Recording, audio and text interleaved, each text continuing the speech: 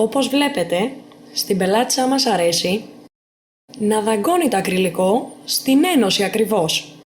Γι' αυτό και εμείς σκεφτήκαμε ότι ήταν μια πάρα πολύ καλή ευκαιρία να σας δείξουμε την αφαίρεση του ακριλικού.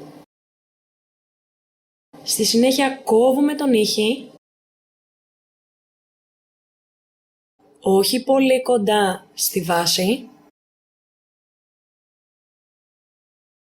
και στη συγκεκριμένη περίπτωση, αν η πελάτησα έχει κάποιο σχέδιο 3D, το αφαιρούμε με τον τροχό μας για να μπορέσει να κοπεί πιο εύκολα.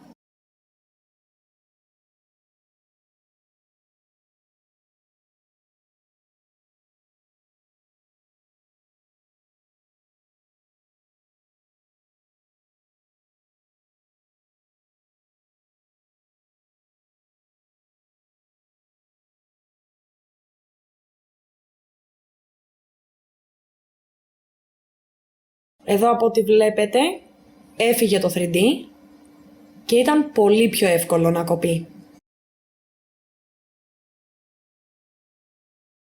Εδώ έχουμε το μπολ μετασετών, στο οποίο θα ρίξουμε μερικές σταγόνες, 6 με 10 περίπου,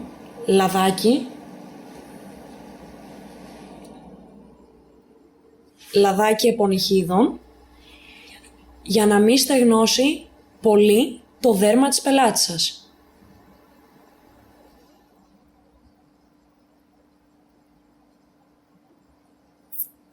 Βάζουμε τα χέρια της μέσα και τα αφήνουμε 10 λεπτάκια.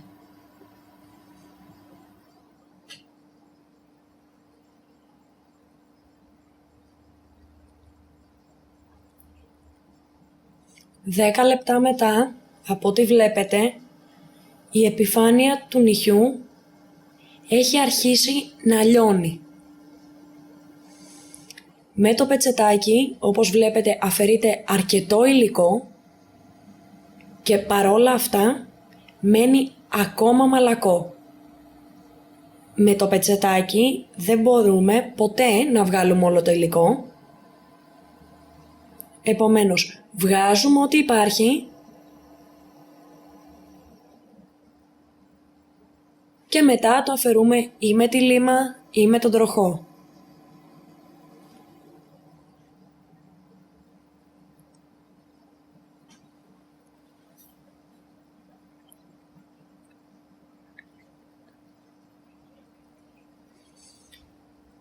Όταν αρχίζετε τον τροχό ή με τη λίμα σας, καλό θα ήταν να ξεκινήσετε από το νυχάκι, το οποίο έχει περισσότερο υλικό πάνω.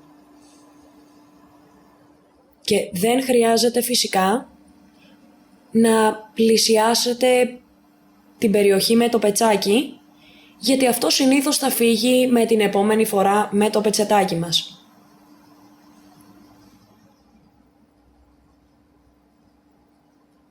Με τον τροχό μας αφαιρούμε οτιδήποτε μαλακό έχει μείνει ακόμα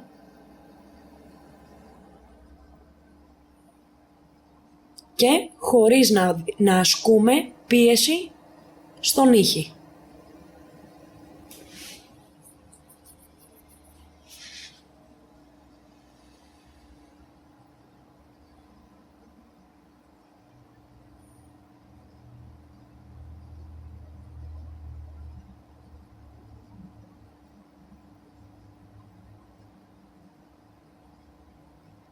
Και σε περίπτωση που δεν θέλετε με τον τροχό ή φοβάστε, χρησιμοποιείτε μία λίμα των 100 grit.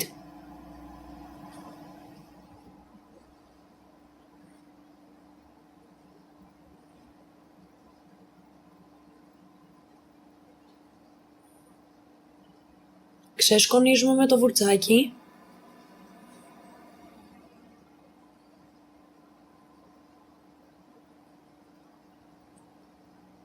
και βάζουμε ξανά το χέρι μέσα στο μπολ μετασετών. Μετά από 10 λεπτά, όπως βλέπετε, έχει μείνει πολύ λιγότερο υλικό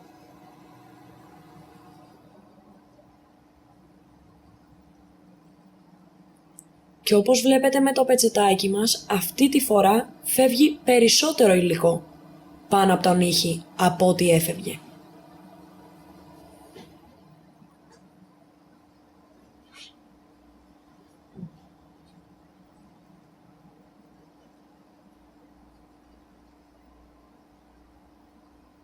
Ακόμα βέβαια μπορούμε να διακρίνουμε που έχει μείνει υλικό και που όχι. Ξεκινάμε πάλι με τον τροχό μας από τον ήχη με το οποίο έχει πιο πολύ υλικό.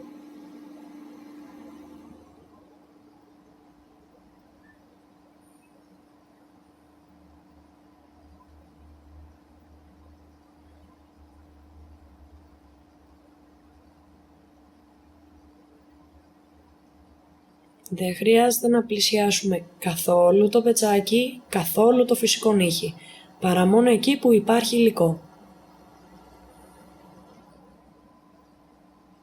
Και φυσικά χωρίς πίεση.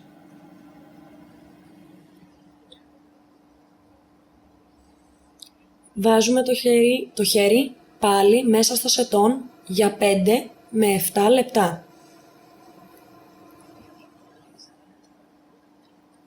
Εμείς διαλέξαμε να το βάλουμε 5 λεπτά. Σκουπίζουμε με το πετσετάκι μας.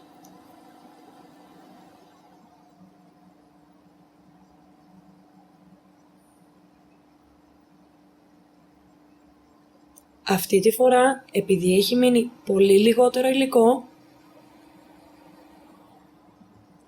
θα αφαιρέσουμε οτιδήποτε έχει μείνει με μία λίμα. Σιγά σιγά, χωρίς πίεση, μαλακά, αφαιρούμε οτιδήποτε υλικό έχει μείνει, που συνήθως μένει υλικό προς το ελεύθερο άκρο.